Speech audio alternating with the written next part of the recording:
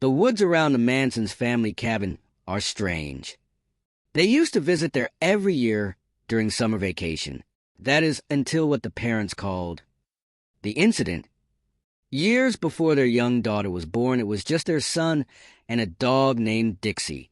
Their son didn't really care much for the movie at the time, but when he saw the dog on screen, his heart was set on getting a Burger Picard as a pet, and that dog was his best friend in the whole world until the incident.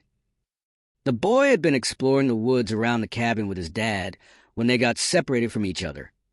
His dad was frantic when he realized he lost track of his son, but the boy was happy as a clam exploring with Dixie at his side. Then he'd heard something in the bushes nearby. Too curious for his own good, he'd moved forward to investigate until Dixie jumped in front of him. He growled, and whatever was in the bushes responded with a growl followed by hissing. They went back and forth like that until whatever was in the bushes seemed to back down and leave. But Dixie decided to go after it. The boy called out to the dog before following behind as best he could, even after he only had the sound of his barking to go on.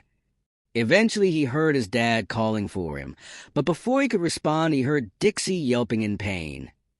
He sounded more and more frantic until there was a loud and wet crunch. He froze up, not sure what was happening or what to do. Then he heard his dad close by. There was a sound of something hitting the ground only, but so far ahead of him than an animal running away. After that he'd felt it was safe enough to go forward and see what was ahead of him. He didn't get to look very long because his dad came up behind him and covered his eyes. But it didn't matter. The gore in what was left of Dixie was burned into his mind.